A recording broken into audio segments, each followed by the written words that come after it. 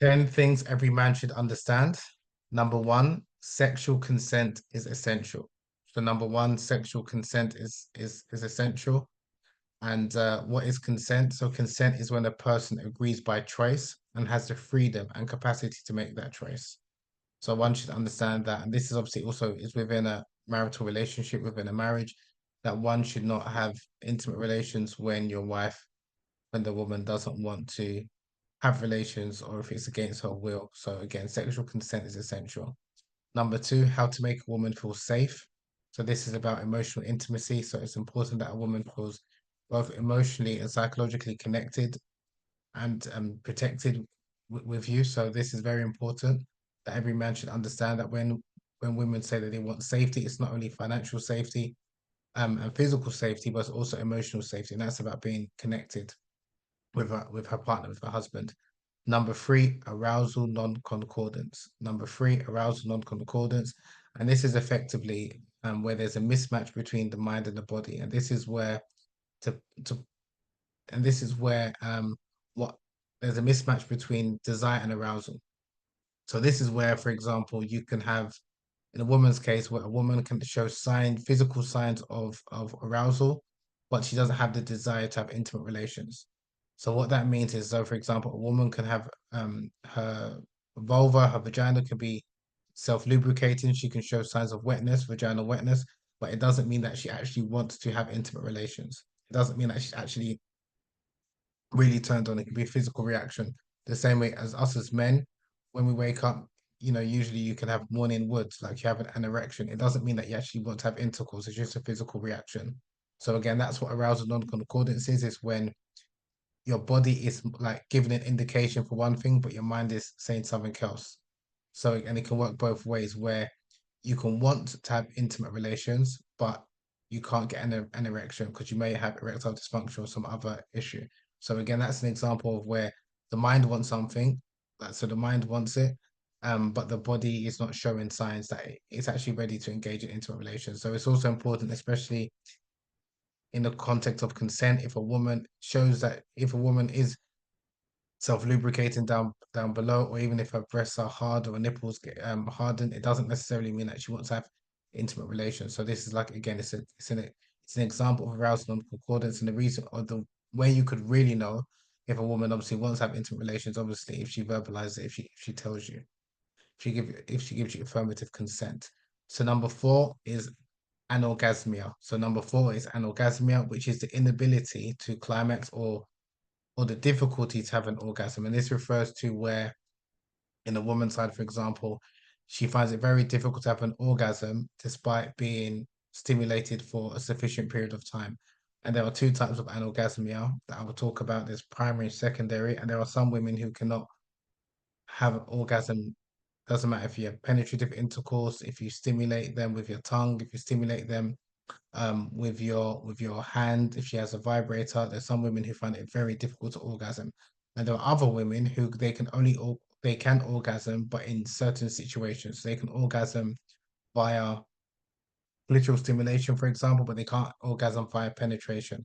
And that's very common. Like most women cannot orgasm via penetration alone. Only about 20 to 30% of women can orgasm via penetration alone. Most women require clitoral stimulation. So if, for example, there's a woman who can't orgasm via intercourse, she might feel that she's anorgasmic. And it's not that she's necessarily anorgasmic, but she can't orgasm via that route. She needs another route, i.e., clitoral stimulation, or finding one of her other erogenous zones to help her climax. Number five, the external clitoris and the K spot. So number five, the external clitoris and the K spot. So external clitoris refers to the external like P shape you could describe it like a button, which on top of the at the top of the vulva area. So that's external clitoris. But the K spot refers to both the internal and external clitoris. So the K spot is not only the external clitoris, but also the internal clitoris, which sits inside of the vaginal walls. And again, a woman's internal clitoris can be stimulated indirectly when you're pressing against her lips. And also, like what's known as the G spot, the Grafenberg spot, that is actually really part of the clitoris, part of the internal clitoris, or I prefer to use it, call it the K spot because the G spot was named after Dr. Ernest Grafenberg, and I don't understand why is it that we are naming a sacred part of a woman after a white German man. It just sounds crazy to me. So I refer to both the internal and external clitoris. I would call it the K spot after the clitoris, spelled with a K in ancient Greek or Latin, as also well as attributing it to like the Kunyaza practice. So number six is PTSD and sexual trauma. So PTSD and sexual trauma. So this is something that every man should understand, that unfortunately a number of women have experienced physical and or sexual abuse. There's some reports that 1 in 3 women have experienced physical or sexual abuse by their partner at some stage in their lives, and this obviously can result in trauma, where a woman could be triggered during intimate relations because something that maybe she has seen or something that you've done, or even a smell. So one obviously needs to be cognizant of this and trying to help the woman on a healing journey, because again, unfortunately, this is quite prevalent in all communities, to be fair. And obviously, this can affect a woman's ability to experience pleasure and to orgasm. So one needs to educate oneself about PTSD and sexual trauma, because again, it is way more common than a lot of people realize. And that's both within religious communities, non-religious communities, um, white communities, black, Asian communities. Is unfortunately quite widespread. And a lot of women have had difficulty um not necessarily dealing with it, and it can come after like 5 or 10 years. So again, one needs to be very careful and considerate if your partner is traumatized or she has been abused at some stage in her life, because again, it can make the experience of intimacy quite distressing. Number seven, vaginismus and dysphoria. So number seven is vaginismus and dysphoria. So this is vaginismus is where a woman her vagina involuntarily contracts. So penetration could be very difficult, if not impossible. So that's what vaginismus is when the vagina just automatically clenches up and there's hardly any space for you to penetrate with your vagina, I mean with your penis, sorry, even for a woman to insert a tampon. And a lot of women fortunately can overcome this.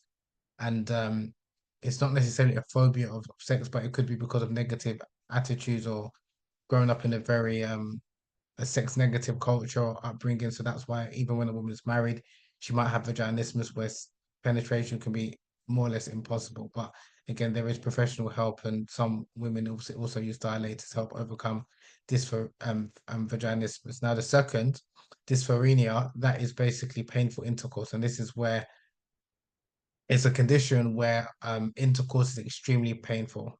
So that's the difference between the two. Vaginismus is where a woman can barely receive penetration, and dysphoria is when the intercourse is extremely painful. So again, one should be aware of that, because sex should not be painful, it should be pleasurable, it should be full of a ladha, in Arabic, which is pleasure, and should be istimta', which is sexual pleasure and sexual fulfillment for both the man and the woman, like our scholars have said of Islam. Number eight, the different types of intimacy. So number eight, the different types of intimacy. As men, again, it's important to educate ourselves about the different forms of intimacy. It's not just about physical intimacy. There's emotional intimacy, there's spiritual intimacy, there's many other different forms of intimacy. So one should educate oneself about the different forms of intimacy in terms of how to form a bond with one's spouse, how to connect, because that's essentially what intimacy is about. But again, it's not just about physical intimacy or sexual intimacy. And number nine, the 14 types of female orgasms. Number nine, the 14 types of female orgasms. So I do go into this in my book, Kunyaza, the different types of orgasms that a woman can experience, from vaginal, clitoral, blended, breast, kissing, A spot, U spot, cervical zone, amongst others, mental. So again, if you want to know more, you can check out my book, Kunyaza, The Secret to Female Pleasure, or one of my courses at erytologyinstitute.com. And number 10, female ejaculation and squirting. So number 10, female ejaculation and squirting. So they're not the same. So female ejaculation refers to a small expulsion of fluid from a woman's urethra, i.e. from a woman's pee hole, whereas squirting refers to a large gush of fluid from the same orifice from the urethra, i.e. her pee hole. And they're very different in terms of the way they look. So generally, female ejaculate is quite thick, And whereas squirting the fluid or gushing fluid is quite transparent. So there are very different two types of experiences that a woman can experience. And a woman can experience ejaculation or squirting during an orgasm or before an orgasm or even without having an orgasm. So squirting is not the same as an orgasm, it's a different experience. And again, for many women, it's extremely pleasurable experience, especially if she's grown up in a culture where she's not ashamed to fully let herself go. So they're the 10 things that every man should understand. So number one, sexual consent is essential. Number two, how to make a woman feel safe. Number three, arousal non-concordance. Number four, anorgasmia. Number five, external clitoris and the K-spot. Number six, PTSD and sexual trauma. Number seven, vaginismus and dysphoria. Number eight, the different types of intimacy. Number 10, the 14 types of female orgasms. And number 10, female ejaculation and squirting. So again, if you want to find out and know more, you can check out my courses at eretologyinstitute.com. So eretologyinstitute.com, I have a number of courses aimed at men to not only understand women, but also to help you overcome maybe some common sexual issues, whether it's erectile dysfunction, premature ejaculation, how to last longer, how to help your partner squirt, climax, and orgasm, as well as all that good stuff, as well as the history of different sexual techniques around the world. So you can check that out at eretologyinstitute.com.